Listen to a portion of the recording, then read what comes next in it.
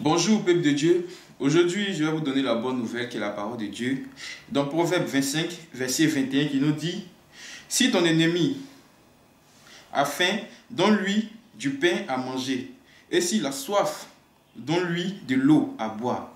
La Bible dit: si ton sorcier qui te fatigue a faim, donne-lui du riz à manger.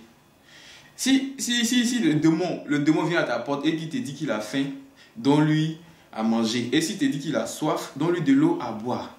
Mais tu vas voir ça bizarre parce que tu as dit qu'il me fatigue. C'est lui qui fait qu'il y ait des problèmes. Mais pourquoi la Bible me dit de lui donner de l'eau à boire?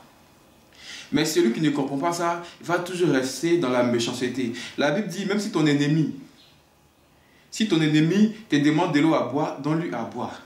Maintenant, nous qui sommes dans l'église, qui faisons des trucs contre nos amis, contre nos frères, nous ne sommes pas ennemis, mais nous faisons quand même du mal. Entends dans la Bible ici, Dieu dit, même si ton ennemi, l'ennemi là, c'est pas mon frère qui est à l'église, c'est pas mon frère qui est au déo. C'est la personne qui me fatigue, la personne qui ne dort pas, qui passe tout son temps à me fatiguer.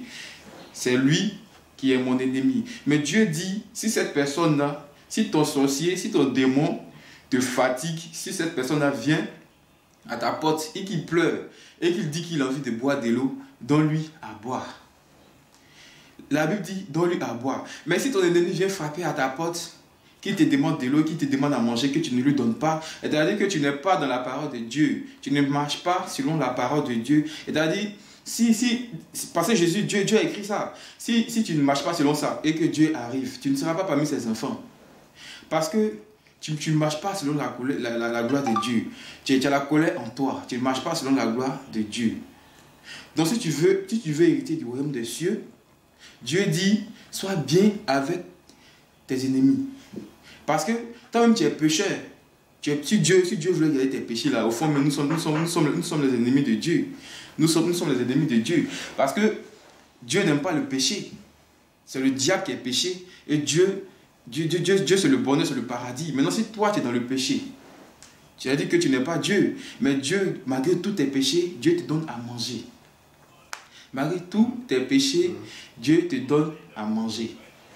Donc, cherche plutôt Dieu et fais du bien à tes ennemis. C'est bizarre. Moi-même, quand je regarde quelqu'un qui me fait du mal, et puis moi, je vais lui faire du bien, et c'est-à-dire que Dieu dit, ceux qui te font la guerre, ce n'est pas à toi de te défendre.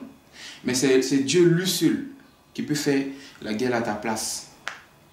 Tous ceux qui te font la guerre, Dieu dit, donne-leur à manger s'ils te demandent. Car ce n'est pas à toi de faire cette guerre-là, mais c'est à Dieu lui-même de faire cette guerre-là.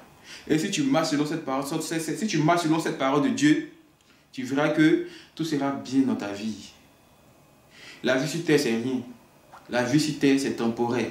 La meilleure vie, c'est dans le royaume des cieux. Cherchons premièrement le royaume des cieux et faisons du bien à nos ennemis. Ne dis pas parce que ton ami est sorcier, ton frère est sorcier, ton fils est sorcier, tu vas faire du bien à lui, tu vas pas faire du bien à lui. Pendant que c'est écrit dans la Bible que fais du bien à tes ennemis.